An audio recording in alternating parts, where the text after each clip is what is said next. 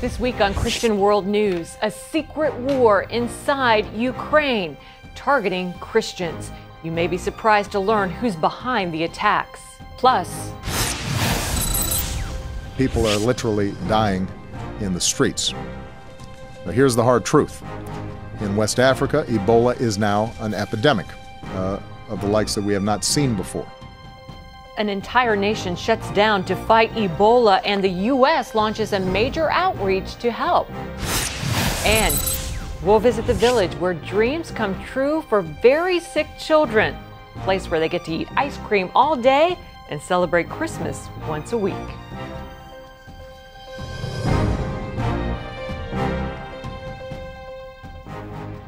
The struggle in Ukraine turns Christians into targets. Hello, everyone. I'm Wendy Griffith. The brutal battles between Russian separatists and Ukraine forces have killed more than 2,500 people this year. Ukrainian Christians also suffered intense persecution during the fighting, often with deadly consequences. George Thomas brings us this exclusive report from eastern Ukraine. It's a scene that has played in Olena Velichko's head over and over. Pro-Russian rebels took over her hometown in early April. Her husband Vladimir told her to take the kids and leave the city. He took us to the train station and we said goodbye.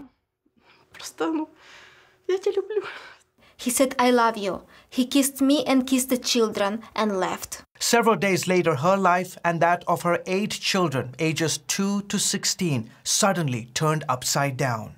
It was June 8th, Pentecost Sunday. The church was half empty. That's because the city was under assault by both pro-Russian separatists and the Ukrainian army. Once the church service ended, everybody made their way to the front of the church to go home. But then the unimaginable happened. The church called us and said my husband, along with 3 other believers, had been taken by men who were waiting outside the church. Can you tell me what happened when you came out? Alexander Gaivoronsky, a church deacon, was there that Sunday morning. The men wore masks and had machine guns. They told the 4 Christian men to get into their cars. The rebels took the pastor's sons, Ruvim and Albert Pavenko, Victor Brodatsky, and Olena's husband, Vladimir. Multiple sources tell CBN News what then happened to the 4 Christian captives. First, rebels took them outside the city and severely tortured them. The next day, June 9th, the men were put in a car and told to drive away. Then minutes later, they were recaptured and shot multiple times. Olena's husband was burned in the car. I don't hate my husband's killers. It's easy to start asking questions, why did this happen?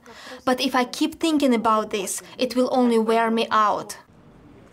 That same day, rebels burned down the largest furniture factory that belonged to Ruvim and Albert Pavenko's father. It had become clear rebels were targeting the city's evangelical community. I never thought that in the 21st century, in a free country as Ukraine, it was possible to experience this level of persecution. Sergei Dimidovich, a top evangelical leader in Slavyansk, says Christians faced constant threat. The separatists saw Protestant Christians as enemies. They viewed us as a cult. But the persecution was just getting started. All the Protestant churches in the city were either taken over by rebels or forced to close. We are forbidden to meet in services, and the leadership forced to leave or be under risk of arrest. And the persecution was spreading far beyond just the city. Throughout the Donetsk and Luhansk regions, as rebels gain more territory, assaults against evangelicals are growing. 2 pastors told CBN News they were arrested and tortured for their faith. What would happen if you went back to Donetsk? If I went to Donetsk today, I would be arrested at the first checkpoint and put in jail. The last time I was in prison, they beat me up so badly, but I kept preaching the gospel and telling them to repent. Many believe the persecution is linked to pressure from the Russian Orthodox Church, and the pro-Russian rebels are only happy to do their bidding. When I was in prison, a rebel soldier told me that they have an order to kill all Christian pastors who are not part of the Russian Orthodox Church. While that has forced some to go underground, others are deciding to stay. Many heroes are born out of this conflict, men and women who are boldly sharing their faith and helping those caught in this war. Olena Velichko says there's not a day that goes by that she doesn't think of that last goodbye, that final kiss she had with her husband at the train station. But she is unwavering in her faith, trusting God to take care of her, the children, and Ukraine. People often ask me how I'm doing. I tell them about a mighty God who can heal our hearts. Maybe not as quickly as we would like it, but the process is going on, and the prayers of people around the world help. The biggest thing you can do for me is to pray for me, for my family, about the future of my children and my country. George Thomas, CBN News, Eastern Ukraine. Thanks, George. And we are indeed praying for that family and all who are suffering in the Ukraine. Well, Kent Brantley, the American doctor who recently recovered from Ebola, says the U.S. didn't act quickly enough to combat the disease. And other experts caution that if the deadly virus is not stopped now, we could be fighting it for years. That warning comes as President Obama launches a major new effort against Ebola. Caitlin Burke has the story. It's an aggressive new effort to combat Ebola. People are literally dying in the streets. Now, here's the hard truth. In West Africa, Ebola is now an epidemic of the likes that we have not seen before. On Monday at the CDC headquarters in Atlanta, President Obama outlined the steps the U.S. will take in West Africa. They include a new command center in Liberia, an American general on the ground coordinating both U.S. and international relief efforts, and thousands of U.S. military personnel in Liberia to support the command center. Dr. Kent Brantley, an American survivor of Ebola, says the government's new call to action is coming dangerously delayed. Early on, he and other health officials pleaded for more resources in their fight against the virus, but they were ignored by the U.S. until Brantley and other infected Americans were sent home last month for treatment. On Tuesday, lawmakers held a hearing on Ebola. Experts from the Centers for Disease Control and Prevention warned that if Ebola isn't stopped now, we could be dealing with it for years to come. And Dr. Brantley told senators that the deadly virus could spread like a wildfire. Indeed, it is a fire. It is a fire straight from the pit of hell. We cannot fool ourselves into thinking that the vast moat of the Atlantic Ocean will protect us from the flames of this fire. The World Health Organization says the window of opportunity to end the Ebola outbreak is closing. They predict the number of Ebola cases could start doubling every 3 weeks in West Africa and could cost nearly $1 billion to contain. We must move quickly and immediately to deliver the promises that have been made and to be open to practical, innovative interventions. This is the only way to keep entire nations from being reduced to ashes. Caitlin Burke, CBN News. Carrie Joe is a missionary nurse who recently returned to America from the Ebola crisis zone in Sierra Leone. Recently, our Gary Lane asked Ms. Joe why she put her life at risk to help Ebola victims in Africa and how the world can help. President Obama is sending 3,000 U.S. troops to Liberia, Carrie, to help combat the spread of Ebola. Do you think that's going to be enough? Wow, 3,000 troops is a good start. Several of us talked about the need for a lot of good structure coming in and discipline, and I think that's a good start. But there's I think, need for more than that. Well, we have heard a lot about the Ebola outbreak in Liberia, so how bad is it in Sierra Leone? It's incredibly overwhelming. I think Liberia is worse. I don't have on-the-ground experience in Liberia, but from what I read and hear, I think Liberia is worse. But parts of Sierra Leone and Liberia, that we call it the Mono River Basin, are very intertwined. And that's where the epicenter really is. And then having spread to the big city of Monrovia, it just exploded there with that huge, dense population group. But Sierra Leone is incredibly affected. Christians are the first responders, and many are willing to lay their lives down. What is it that motivates you? That exact same thing. You know, I'm a nurse, and I respond to need. But the reality of knowing that a lot of the people we took care of or will take care of are going to die. But if I don't as a believer, if I don't offer them the opportunity to come to know Jesus Christ as their Savior before they die, then I failed. I can take great care of them, but if I haven't introduced them to Jesus and given them that opportunity, it's all for nothing. So that's the reality of what really hit me, is that I needed to be there, I needed to be part of this, but I also needed to be Jesus' hands and feet. And so what needs to be done now?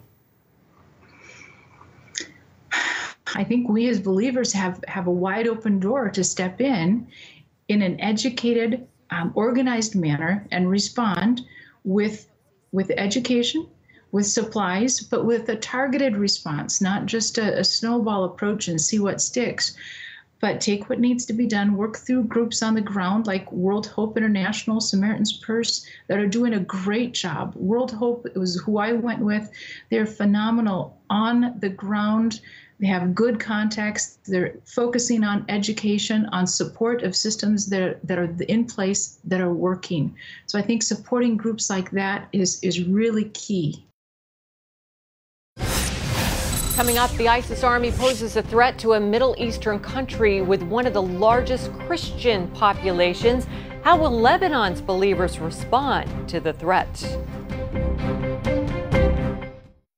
Hello, I'm Terry Newsom. Did you know there are more than 148 million orphans in the world today? 148 million. But it was 3 little girls that taught me about the plight of orphans. 8 years ago, my husband and I spent nearly a month immersed in the daily activities of a Ukrainian orphanage as we waited to adopt 3 sisters. I saw firsthand the utter loneliness, the pain of rejection, and the overwhelming desire to be loved. That experience changed me forever. And out of it grew a ministry from my heart called Orphans Promise. Today, we're helping orphans and vulnerable children in more than 50 countries worldwide. Thousands of children are now in safe homes. They're being educated, and they're learning life skills. I'm asking you to join with me and become family to these children. Will you call the number on your screen right now? Because every child deserves a chance to be happy. Inside every child is a hero, a leader, a friend to others, someone who helps out, who does the right thing, who dreams of what they can be, but they still need our help. What should I do? What should I say? How should I feel? That's where Superbook comes in. It provides moral and spiritual truths through situations children can relate to, teaching God's Word to the children you love. Join the Superbook DVD Club and receive Superbook's newest episodes as they're available, plus 2 copies to share with others, all for your gift of only $25. Get Superbook today and watch the miracles happen. Welcome back. The U.S. Congress approved President Obama's strategy to fight ISIS. He's pledging not to send American soldiers into combat against the jihadi army. But military experts say boots on the ground are crucial to victory. The president wants to use soldiers from other countries like Iraq and Syria. Dale Hurd has the story. This vote, the yeas are 273, the nays are 156. The amendment is adopted. President Obama's request for congressional backing to train and arm rebels battling the Islamic State was approved easily. Before a packed gym at MacDill Air Force Base in Florida, the president continued to insist that this is not a prelude to American ground troops. I will not commit you and the rest of our armed forces to fighting another ground war in Iraq.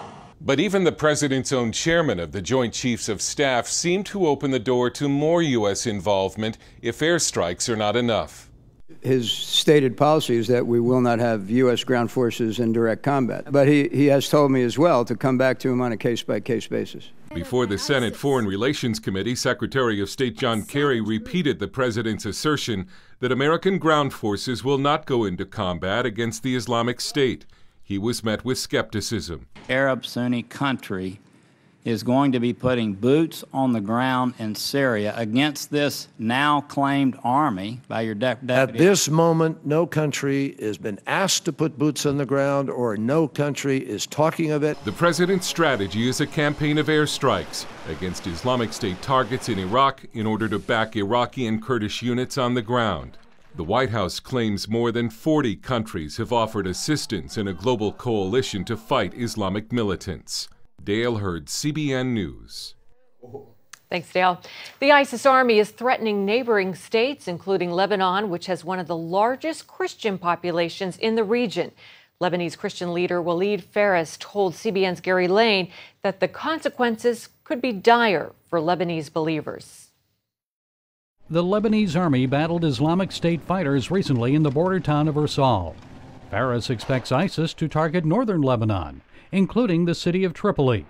He believes Hezbollah will gain more control over the country as it mobilizes the Lebanese, including some Christians, to oppose ISIS. Lebanese Christians are now arming themselves to avoid the same fate as believers in Syria and Iraq. But with complicated loyalties in the Middle East, who should they trust?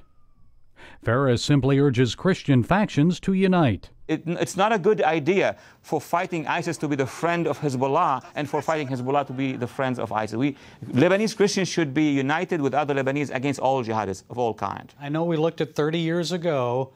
What about 30 years from now? What will Lebanon look like? It's going to depend a lot on what Washington will be doing in the next 5 to 6 years. If Washington continues with the same policy, I would see that the Christians in Lebanon will become a very small minority and controlled by either Hezbollah or ISIS, depending who's going to win. Their future may depend on lessons learned from Lebanon's past. Washington choices affect Middle East power, and the results can have a lasting impact on America. Gary Lane, CBN News, Beirut. Thank you, Gary. Up next, a special place for special kids. How this Florida retreat is giving terminally ill children and their families an escape from their troubles. Hello? Is this thing on? Hey, kids, do you love games? And do you love discovering things? Well, do ya? Then you're gonna love this. It's the new free Superbook Kids Bible app. You can play games, watch videos, find answers to your questions, and a whole lot more. The new Superbook Kids Bible app. Free downloads available on iTunes and Google Play now. CBNnews.com. News you want, when you want, 24/7. Stay current with up-to-the-minute stories. Efrem Graham, CBN News, New York. I don't have to wait for my news anymore. CBNnews.com at your fingertips all day long. I only watch the stories I want to see. I find the story, I click on it, and boom, I'm there. Embassy in Washington, Eric Stackelbeck, CBN News. The source for your news, CBNnews.com. Hello, I'm Terry Newsom. Did you know there are more than 148 million orphans in the world today? 148 million. But it was 3 little girls that taught me about the plight of orphans. 8 years ago, my husband and I spent nearly a month immersed in the daily activities of a Ukrainian orphanage as we waited to adopt 3 sisters. I saw firsthand the utter loneliness, the pain of rejection, and the overwhelming desire to be loved. That experience changed me forever. And out of it grew a ministry from my heart called Orphans Promise. Today, we're helping orphans and vulnerable children in more than 50 countries worldwide. Thousands of children are now in safe homes. They're being educated, and they're learning life skills. I'm asking you to join with me and become family to these children. Will you call the number on your screen right now? Because every child deserves a chance to be happy. Welcome back to Christian World News. It can be one of the most painful experiences any family will ever know, caring for a child with a terminal disease. But a special vacation spot in Florida gives sick children and their families a haven of joy during tough times. Angela Zatopek brings us that story from Celebration, Florida. A storybook resort not far from the Magic Kingdom in Orlando helps create magical moments for those in need of hope.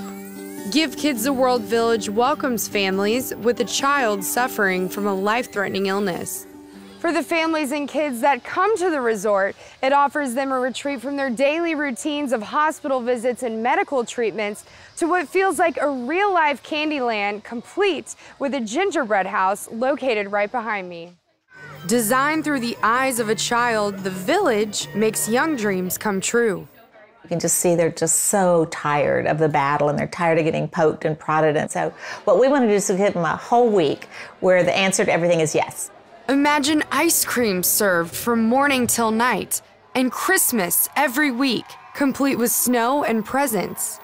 As you walk through this whimsical world, the vibrant colors and sounds seem to create happiness and inspire hope. We work with 250 wish-granting organizations around the world, and so if a child wants to come to Orlando and their wish is granted by a wish-granting organization, 50% of the kids do want to come to Orlando, and they call us and they come here for the vacation.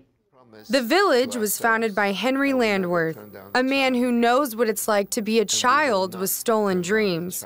As a boy, he spent 5 years in Nazi concentration camps where his parents were killed. Though Landworth escaped, his childhood had vanished. Now 87 years old, he has dedicated his life to restoring stolen childhoods. In many cases, I see myself in these children's faces. Because when I was 13, I was taken to Auschwitz, which was one of the worst camps you could possibly be in. I had no idea that I would be living. I felt that I needed to do something. The village has helped more than 130,000 families from 72 different countries. Volunteers work year-round. They come from churches, corporations, and special events like Hearts of Reality. Us here for a day has been great. You've seen those little kids smile, and being a pirate for them, it's been fun. It's been very fun. I've had ovarian cancer twice, but thinking about having a disease or having an illness that is so restricting, and you're a kid, and your sister or brother's going through it, or you're seeing your child go through it, it's so different. Having something like Give Kids the World is allowing them not to think of their illness for a second. And they're allowed to think of being a kid and being a brother and being a mother and being a father in a family. Many families return to help spread the same hope and love that changed their lives. The Lohman family visited in 2009 with their 3-year-old son, Noah. Noah was diagnosed before he was born with a genetic disorder, and we were given the option to terminate at that point, which we didn't and didn't feel comfortable doing, thank goodness. After Noah passed away, they moved from their home in Canada to work at the village. From having Noah and just being blessed by him and the joy that he brought to our lives, although we miss him dearly and we were obviously sad to not have him in our family any longer, the joy of having him and the joy of encouraging other families going through those tough times is something we wanted to share. And so what better way than to come to the place where we felt that from other volunteers and other families. Give Kids the World Village is still expanding, fulfilling its mission to bring love, laughter, and healing to children and their families. I just wanted to say thank you. Thanks. Thanks. Thank you so much. Angela Zatopek, CBN News, Celebration, Florida. And you can get great stories about the work of the church around the world on our Christian World News webpage. Find it at cbnnews.com. We'll be right back. Give me that. Bye. Sure, life is busy, but I found a way to make a huge difference in people's lives. I guess you could say I'm changing the world right here from home. I bring medical supplies and doctors to people in need, and dig wells so that villagers can have clean and safe water to drink. I make it possible to preach the gospel in over 100 countries, including right here in America. And when disaster strikes, I'm there, providing food, thank you, and emergency supplies to give people hope again. Every day, CBN and I are making the world a better place. Here you go. My life is hectic, so I joined CBN through Pledge Express. My bank does all the work, and I know that my gift is being used where it's needed most. So become a CBN partner and join Pledge Express, because you can do a world of good right from where you are. Hi, good morning. Are you ready to get started? We all want to live in the favor and anointing of God. We want His wisdom to solve problems and His provision for all we need. The Bible tells us the Lord has put eternity in our hearts. Each of us wants the certainty of heaven, to know our lives have purpose and that we are playing a vital role in accomplishing His plan for all mankind. In Pat and Gordon Robertson's latest DVD teaching, Living Under God's Blessing, you'll discover how to receive wisdom to solve today's problems, the keys to provision for meeting all your needs, and how you can be a part of His plan for the world today. Call now to receive Living Under God's Blessing, featuring the 3-time Emmy-nominated series, Made in Israel. May God bless you, and may you enjoy and live under the blessing of the Lord always. Living Under God's Blessing, available now. Well, many of you know I just recently returned from Africa, where I climbed the highest freestanding mountain in the world, Mount Kilimanjaro. Here are a few highlights from the 6-day trek to the summit. Our journey on Kilimanjaro begins here in the oxygen-rich rainforest, lush green and wet.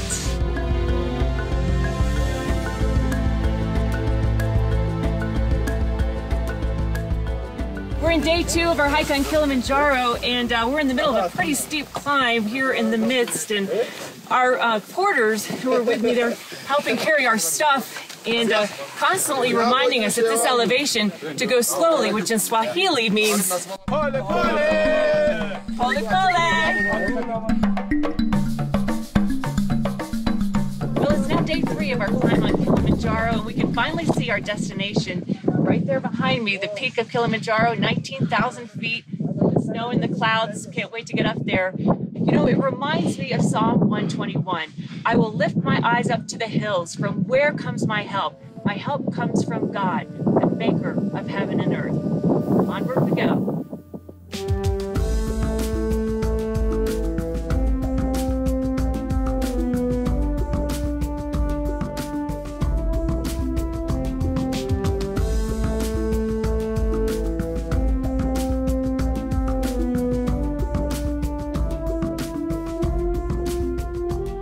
We're now in day 5 of our hike on Kilimanjaro, and a beautiful sunny day. We're so happy about that. We're on our way up to Kosovo Camp, where we're going to have lunch, have a nice rest, and then at midnight, we're taking off for the ultimate ascent up to the peak of Kilimanjaro, known as Uhuru Peak. Pole pole! Pole pole! Hakuna Matata.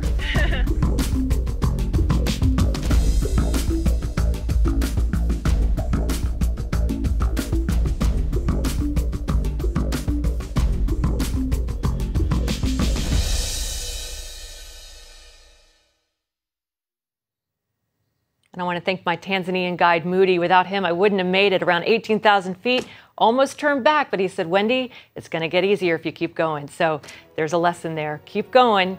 And thanks so much for watching. I hope you enjoyed those highlights. Until next week, from all of us here at Christian World News, goodbye and God bless you.